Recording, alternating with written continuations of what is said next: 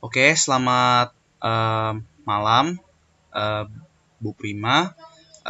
Kami dari kelompok Seon akan menjelaskan terkait dengan materi di bab 10, yaitu terkait dengan microcontroller. Seperti yang kita sudah bahas di pertemuan pertama, bahwa setelah UTS ini kita akan membahas microcontroller. Perkenalkan, sebelumnya nama saya Alvin Aldinata. Nanti ada dua teman saya, Fernando Wijaya Putra dan Goli Alifa Puncuna, yang akan menjelaskan. Nah, sebelumnya, soal pertama yang di PDF yang diberikan adalah perbedaan antara mikroprosesor dan mikrocontroller. Yang kami dapatkan adalah mikrocontroller itu dia punya, selain dia punya CPU, dia juga punya RAM, ROM, I/O. Nah, jadi selain dia punya CPU, dia punya perangkat-perangkat lain itu. Tetapi mikroprosesor tidak punya, hanya punya CPU saja. Sehingga ketika ingin mengimplementasikan memori atau mengimplementasikan input-output, harus ditambahkan secara eksternal. Nah, mikrocontroller itu karena mempunyai RAM, ROM, dan I/O tadi, nah, memungkinkan mikrocontroller itu untuk dapat diprogram. Nah, dapat diprogramnya bisa menggunakan berbagai bahasa. Bisa dengan menggunakan bahasa assembly ataupun dengan bahasa C dan sebagainya, tergantung dari mikrocontroller yang digunakan. Kalau untuk mikrocontroller 8051 secara spesifik, itu menggunakan assembly sebagai bahasa pemrogramannya. Kemudian kalau untuk mikroprosesor, karena dia hanya terdiri dari CPU, dia hanya dapat melakukan fungsi logika dan aritmatika saja. Jadi tidak dapat melakukan fungsi penyimpanan memori ataupun out dan in ke input output dan dari input output. Nah, juga dia tidak dapat diprogram karena ya CPU ini kan bekerja secara otomatis ya, bekerja secara hardwire, sehingga ya hanya berupa transfer register dan sebagainya. Tidak ada penyimpanan memori, I/O dan seterusnya. Kemudian untuk microcontroller ini itu fungsinya spesifik tergantung dari microcontroller yang digunakan. Jadi kita bisa program si microcontroller itu untuk melakukan suatu fungsi tertentu. Misalkan ketika kita ingin menerapkan microcontroller untuk mesin cuci, kita bisa memprogramnya sesuai dengan kebutuhan software yang cocok untuk mesin cuci dan sebagainya. Tapi kalau mikroprosesor itu dapat digunakan secara umum. Ya, seperti yang kita ketahui juga di semester sebelumnya juga, ketika kita memprogram mikroprosesor, kita bisa memprogramnya dalam bentuk apapun. Kemudian, mikrocontroller itu prinsipnya itu arsitektur von Neumann. Von Neumann itu yang sudah dibahas di organisasi dan arsitektur komputer juga, yaitu program dan datanya tersimpan di dalam memori. Artinya, semua resource yang digunakan itu disimpan di dalam memori. Karena memori sudah built-in, maka ya program itu juga tersimpan secara built-in. Sedangkan mikroprosesor berprinsip pada arsitektur Harvard. Nah, kenapa harus dipisah? Karena seperti yang di poin 1 tadi, karena tidak punya penyimpanan, makanya harus dipisah program dan datanya. Sehingga bukan disebut arsitektur von Neumann atau program yang ada di dalam memori, melainkan di luar. Oke, kemudian di soal berikutnya, sistem embedded ya. Nah, sistem embedded itu sebenarnya merupakan hardware, tapi di dalam hardware-nya itu terdapat satu software yang tertanam ke dalamnya. Nah, software-nya ini tuh bisa basisnya tuh mikroprosesor atau mikrocontroller, tergantung nanti implementasinya gimana. Nah, di mana software ini dapat membuat sistem dapat melakukan fungsi tertentu. Nah, di sini ada 3 poin ya. Software, basisnya, dan fungsinya. Jadi karena kan kalau kita misalkan implementasi misalkan di dalam sistem digital ya, sistem digital asli tanpa software atau tanpa program apapun, ya fungsinya ya fix itu aja, tidak bisa diprogram kan, seperti sama halnya seperti mikroprosesor. Tetapi dengan software yang tertanam ini membuat mikrocontroller terutama ya, sistem embedded yang berbasis mikrocontroller itu membuat sistem dapat melakukan fungsi tertentu. Contohnya yang tadi yang nanti saya akan bahas beberapa contohnya. Ya contohnya kayak mesin cuci, paling gampang. Nah, sistem embedded ini bisa berupa sistem standalone atau berdikari atau bagian dari sistem lain. Jadi dia bisa merupakan satu sistem sendiri atau dia merupakan bagian dari sistem yang lebih besar. Jadi kayak sistem embedded-nya itu di dalam satu sistem yang lebih besar. Di dalam sistem itu ada beberapa sistem embedded. Nah, ada 3 komponen yang digunakan, ada hardware, software, dan real-time OS. Nah, tiga-tiganya ini umumnya bersifat VLSI, Very Large Scale Integrated. Nah, tidak jarang juga termasuk input-output yang langsung berinteraksi dengan user. Jadi contohnya ketika kita pakai mesin cuci, kan pasti ada tombol-tombolnya tuh. Nah, itu termasuk salah satu komponen I/O yang dipakai dalam sistem embedded. Nah, ini ada beberapa contoh dari sistem embedded. Ada smart camera di sini. Kita tahu bahwa kamera kan mempunyai lensa kan, atau apa? Kayak seperti kamera lah. Dia punya alat perekam, alat penangkap gambarnya, dan dia juga punya software yang fungsinya untuk mengontrol hardware-nya itu. Begitupun juga untuk printer. Printer ya pada prinsipnya sama, hanya semacam spooler, tapi ketika dia ditambahkan software maka akan bisa untuk mencetak gambar sesuai dengan keinginan user yang diinterpretasikan dalam bahasa komputer. Oke, kemudian keuntungan penggunaan microcontroller untuk sistem embedded. Nah, seperti kita tahu, tadi kan juga microcontroller ini kan bisa diprogram ya. Nah, karena itu tidak perlu tuh adanya rangkaian-rangkaian di luar juga, karena kan semuanya kan berada di dalam ya. Memori yang digunakan juga input output semuanya terembed di dalam satu sistem. Nah, sehingga apa? Ukurannya itu menjadi lebih kecil. Meskipun pada dasarnya itu menjadikannya tidak fleksibel. Artinya, ya ukuran memorinya hanya segitu. Ukuran pin input-output hanya segitu. Tidak bisa di-expand seperti halnya mikroprosesor. Nah, akibatnya juga apa? Lebih cepat ketika dijalankan. Pasti dong, karena ukurannya lebih kecil berimplikasi pada program atau software yang dijalankan juga bakal lebih cepat. Oke, nah karena ukurannya juga lebih kecil, harga keseluruhan sistem juga pasti lebih murah. Komponen eksternal digunakan lebih sedikit jelas, karena semuanya sudah embed atau tercakup di dalam. Kemudian konsumsi energi lebih sedikit, karena komponen lebih sedikit itu juga. Nah, sehingga ketika kita menggunakan baterai dapat menjadi pertimbangan, kan baterai memiliki daya tersimpan yang ya pasti terbatas.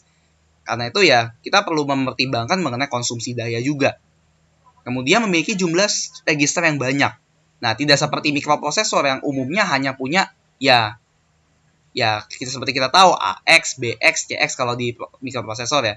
Tapi kalau di microcontroller itu lebih banyak. Sehingga programmer pun juga lebih leluasa di dalam memprogram si microcontroller itu. Kemudian cocok diaplikasikan pada perangkat yang fungsinya fix. Ya, kita tahu contohnya smart camera, printer, mesin cuci.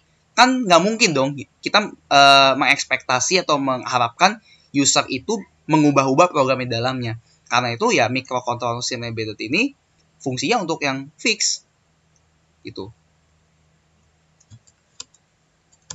Untuk materi selanjutnya akan dilanjutkan oleh teman saya. Untuk memilih microcontroller yang akan kita gunakan, kita perlu mengevaluasikan beberapa hal. Yang pertama, terlebih dahulu kita perlu merincikan interface apa saja yang dibutuhkan untuk pengembangan kita ke depannya.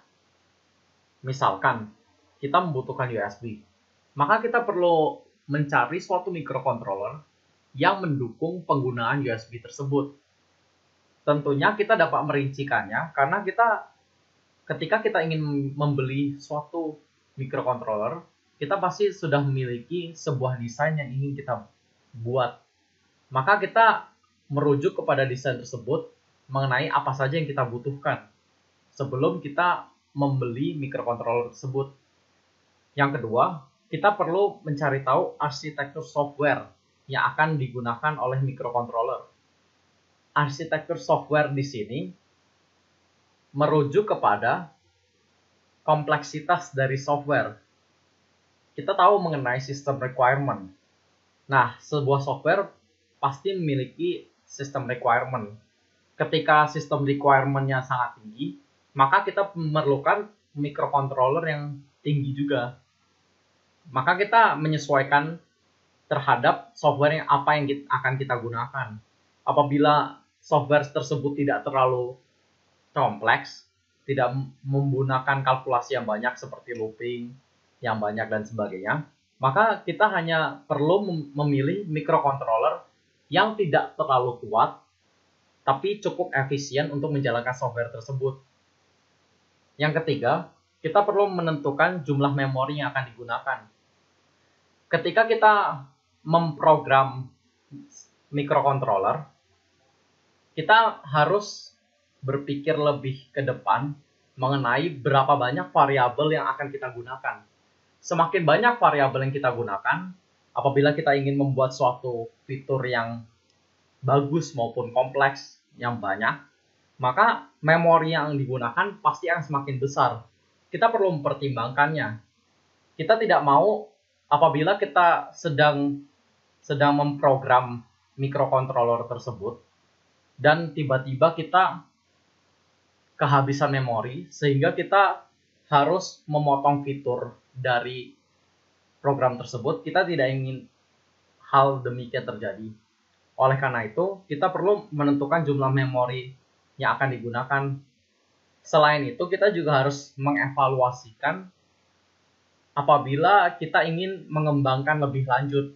Maka kita perlu menyisihkan sedikit open space, sedikit memori, supaya kita bisa ke depannya memberikan suatu update terhadap program tersebut. Yang keempat, kita perlu mempertimbangkan biaya dan konsumsi daya. Tentunya kita tidak ingin apabila kita membeli suatu microcontroller, kita tidak ingin microcontroller tersebut murah tapi konsumsi dayanya ternyata sangat tinggi. Tapi kita juga tidak ingin yang terlalu mahal meskipun konsumsi dayanya tidak terlalu tinggi. Kita perlu mencari titik seimbang antara kedua hal tersebut sehingga kita mendapatkan yang memang kita membutuhkannya dan harganya itu memang cocok untuk apa yang kita inginkan. Terakhir, kita perlu mencari informasi mengenai ketersediaan komponen dari microcontroller tersebut. Bisa jadi juga development kit serta compiler dan alat lainnya. Kita perlu mengetahui, misalkan kita memilih suatu microcontroller, apabila dokumentasi dan alat-alat yang bisa digunakan untuk merancang apa yang dari microcontroller tersebut susah ditemukan, maka kita juga akan kesulitan ketika bekerja menggunakannya. Maka kita perlu melakukan evaluasi terhadap hal seperti itu juga, supaya kita juga ke depannya lebih mudah dalam mengerjakan microcontroller tersebut. Ketika kita ingin membuat suatu sistem embedded dan ingin memanfaatkan microcontroller, maka kita perlu mempertimbangkan beberapa aspek.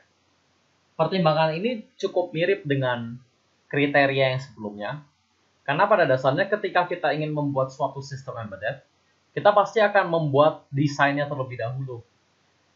Nah, kita harus memenuhi kebutuhan-kebutuhan untuk dapat mencapai desain tersebut, untuk dapat membangun desain tersebut.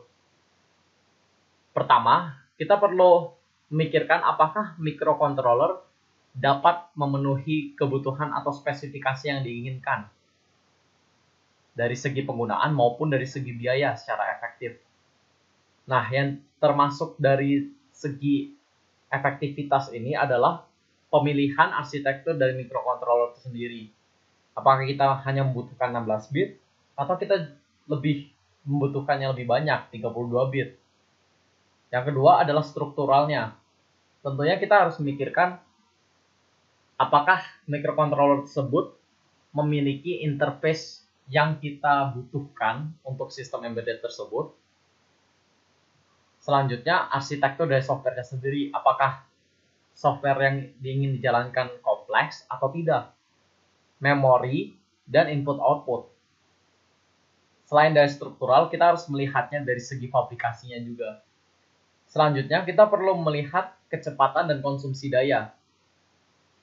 Apakah konsumsi dayanya benar-benar besar, terutama ketika menggunakan baterai, karena dengan menggunakan baterai berarti microcontroller tersebut lebih compact, lebih portable dan bisa dibawa, lebih bisa digunakan di mana saja. Selanjutnya kita juga perlu mengecek harga per unit secara komersial agar kita bisa mendapatkan microcontroller yang benar-benar efektif dari segi penggunaannya maupun dari segi biayanya. Yang kedua, kita perlu mempertimbangkan apakah microcontroller tersebut memudahkan kita untuk membuat produk jadinya sesuai dengan spesifikasi yang kita inginkan. Pertimbangannya mirip seperti yang sebelumnya juga. Ketersediaan development kit, assembler, compiler, serta layanan pelanggan yang memadai. Kita perlu melihat dokumentasi dari microcontroller tersebut sendiri. Apabila dokumentasi dari Micron itu banyak dan mudah dimengerti, maka kita akan lebih mudah untuk menggunakannya sehingga membuat produk jadi yang sesuai dengan spesifikasi yang kita inginkan. Yang keempat adalah memastikan bagiannya, partnya. Bahkan kalau bisa keseluruhan microcontroller yang dibutuhkan. Apakah cukup untuk sekarang dan masa depan? Lebih baik apabila microcontroller tersebut tersedia secara luas, dapat ditemukan di mana saja, dibandingkan apabila microcontroller tersebut hanya dapat ditemukan di beberapa negara spesifik. Oke, sekarang kita masuk ke bagian 8051 family. Jadi kita udah tahu nih 8051 atau sering disebut juga Intel MCS 51. Nah, dia itu kan single chip microcontroller series yang dikembangin sama Intel pada tahun 1980. Nah, selain 8051-nya sendiri, di family 8051 ada dua chip lainnya, ada dua microcontroller lainnya. Nah, ini 8051. Nah, chip lainnya itu 8052 sama 8031. Nah, 8052 ini bisa disebut tuh kayak versi terbaru dari 8051 atau versi lebih advance-nya gitu. Sehingga si 8051 ini sering disebut subset dari 8052. Kenapa kayak gitu? Karena arsitektur mereka itu sama, cuman emang si 8052 ini sedikit lebih advance daripada 8051. Karena arsitektur mereka yang sama, otomatis program-program yang dibuat di 8051 ini bisa dijalanin di 8052.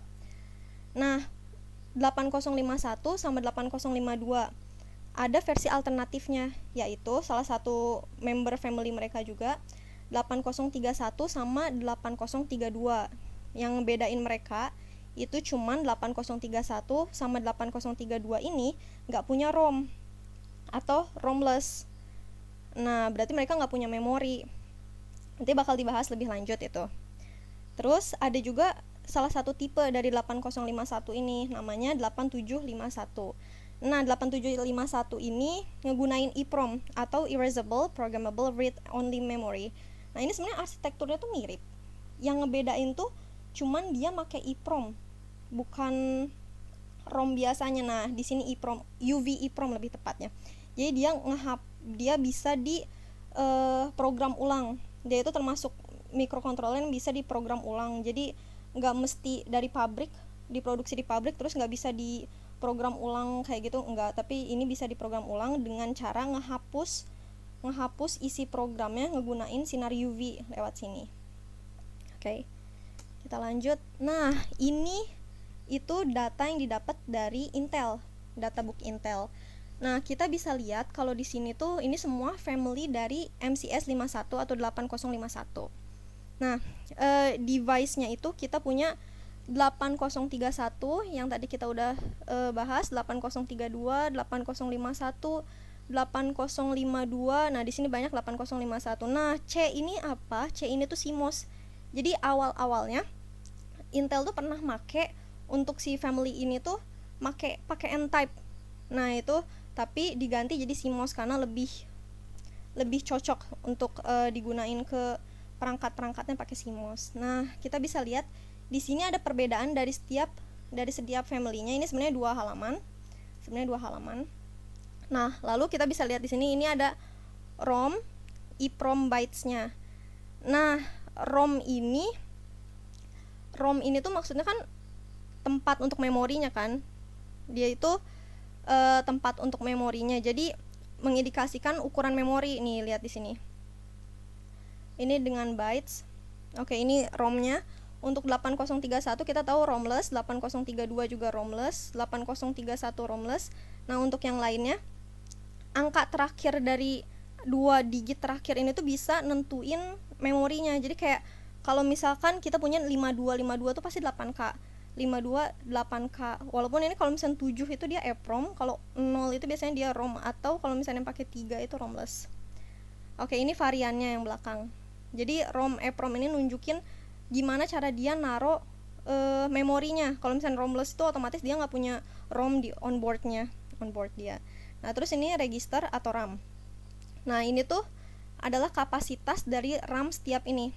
Rata-rata itu 128, cuman kalau yang tadi yang dibilang 52 atau 32, nah itu punya RAM yang lebih besar ketimbang 51 atau 31-nya.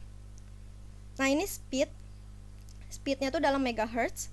Rata-rata speed dari ini tuh adalah 12. Nah, sedangkan di sini kalau 20 sama 24 itu cuman internal only operation. Sedangkan 20 MHz ini tuh cuman available untuk commercial temperature range only. Jadi nggak bener-bener dipakai sini. Jadi 12 sama 16 yang paling sering. Lalu ini IO pins-nya. IO pins ini yang kita lihat di sini. Ini IO pins-nya. Untuk Intel 51 ini sendiri rata-rata itu punya 32 kecuali bagian ini.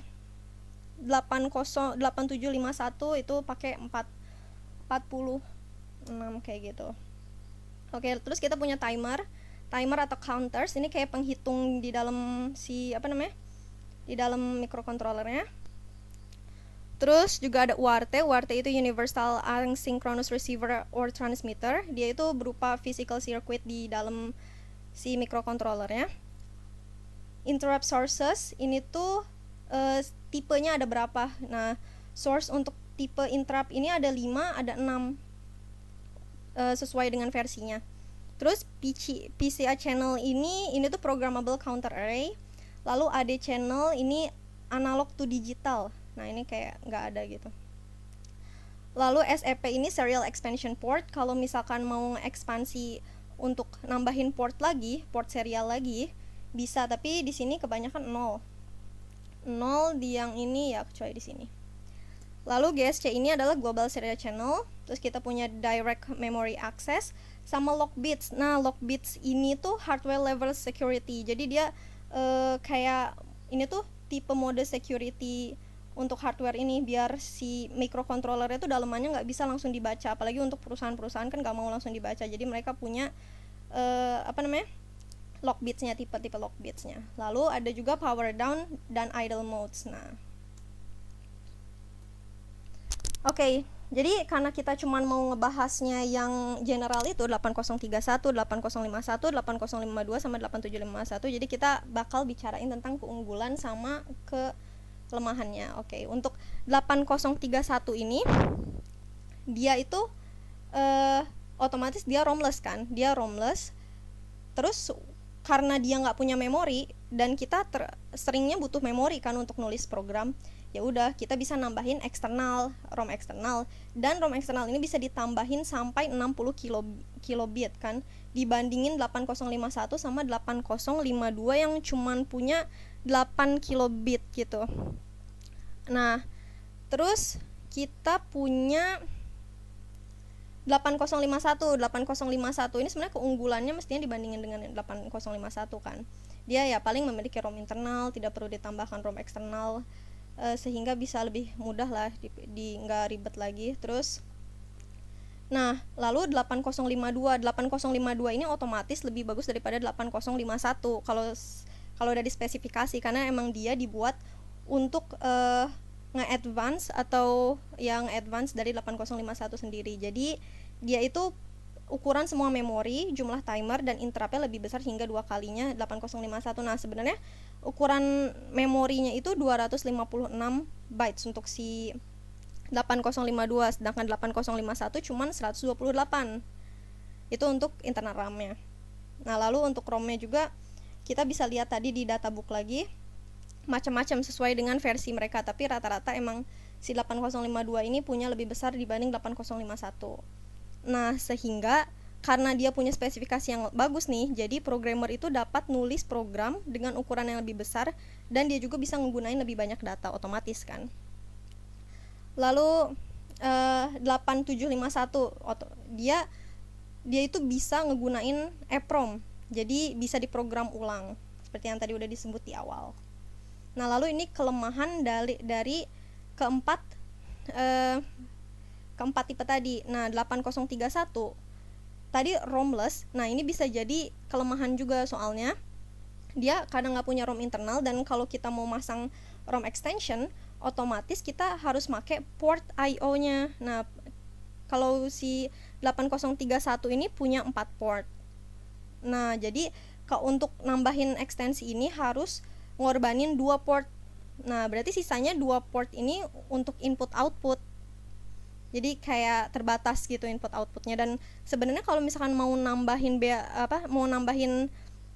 eksternal ROM lagi, ya berarti harus ngorbanin portnya lagi.